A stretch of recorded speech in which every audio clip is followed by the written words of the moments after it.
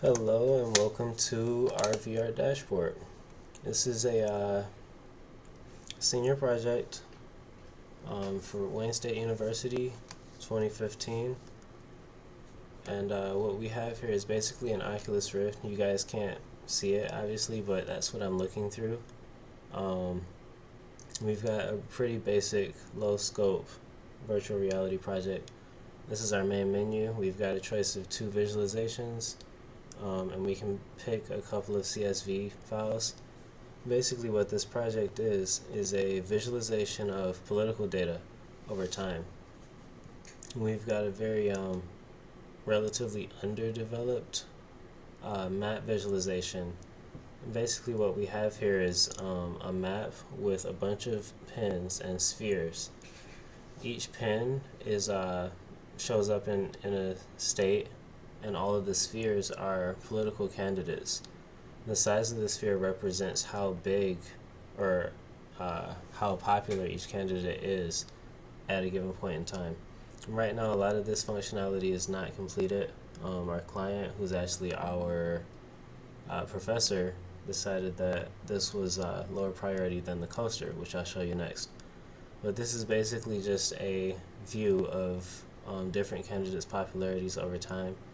They're not color coded yet, and there's a lot of functionality missing here, but this is what we've got so far. I'll go back to the main menu and show you the coaster. This is a lot more interesting, a lot more developed.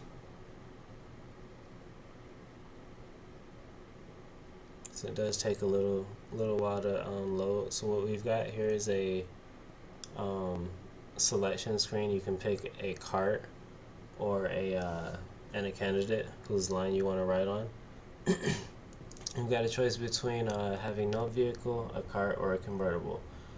Everybody likes the convertible, so I'm just going to pick that. And I'll pick a line to start on. We've got a little countdown. And to be honest, these rings are a little overwhelming, but they're still pretty cool. They show you exactly what percentage the candidate had at that point on the graph. And what we're doing is just like having a roller coaster ride on this graph, and it's very very disorienting at times. The physics are much improved from the initial version. What we've got over on the right is a display of the graphs in 2D with a position marker. Some of the things we can do is we can toggle this little controls overlay on and off. We can pause and kind of look around. We can rewind. We can fast forward, which is scary fast. And we can switch lines as well. I'm gonna wait until I get over this bump. It's actually kind of scary going up this hill. It's so vertical, you look like you're almost gonna fall backwards. And the first time I got to this part, because of the Oculus Rift really tricking your brain, I got that sensation of really falling. Like I felt that feeling in my stomach. So that was pretty cool. So here's another line. You can switch lines at any time. And this line actually has a special feature. I'll show you in just a second.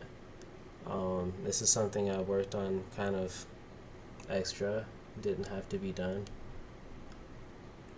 But if you look to the left, you see these numbers. And basically those numbers are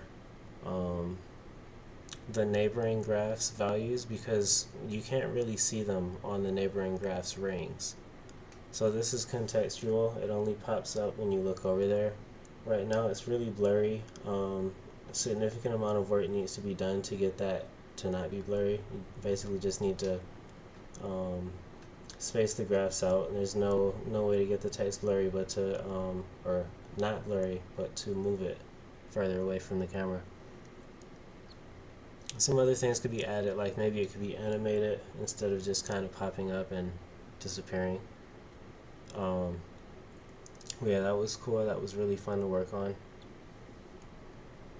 And that's basically it. When you get to the end, you return to this screen. If you press select, you return to the main menu. You can pick another CSV. If you want, you can load your own CSV if you massage it in the format that we have specified in our documentation.